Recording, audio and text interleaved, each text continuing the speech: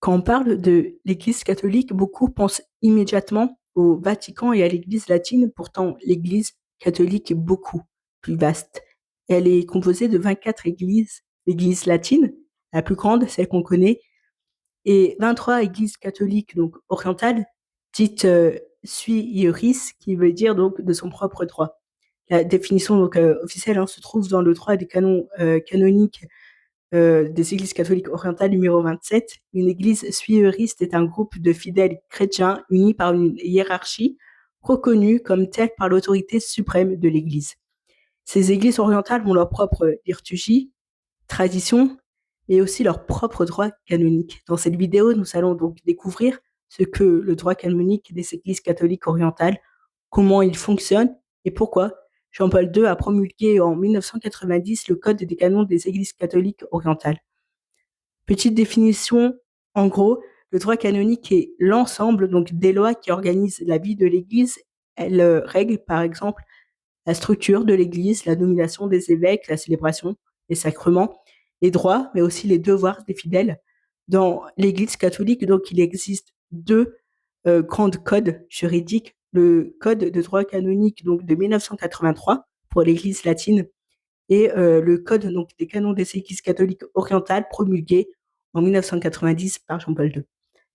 Avant 1990, les églises orientales utilisaient des règles très anciennes, parfois locales, ou même basées sur le droit latin.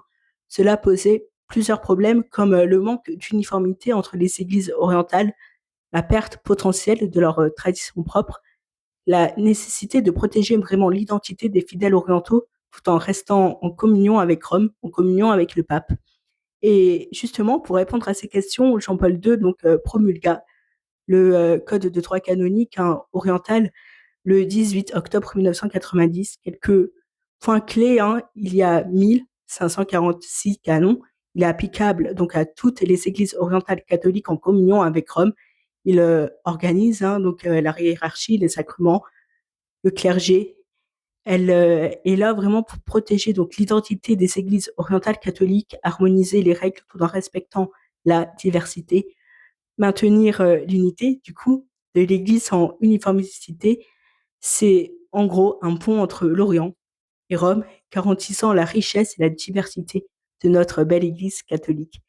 Les églises catholiques orientales sont des églises qui sont en totale communion avec Rome, reconnaissant totalement l'autorité du pape, mais en gardant leurs traditions propres. Par exemple, l'église maronite, l'église melkite, l'église syro-malabar, l'église chaldéenne et plein d'autres. Ces églises donc viennent vraiment des traditions très anciennes, syriaques, byzantines, arméniennes, coptes, yèzes et encore plein d'autres. Le droit canonique oriental leur permet justement de préserver leur autonomie donc juridique et spirituelle tout en restant unis à l'Église universelle. Contrairement à l'Église latine très centralisée, les églises orientales ont une organisation plus synodale.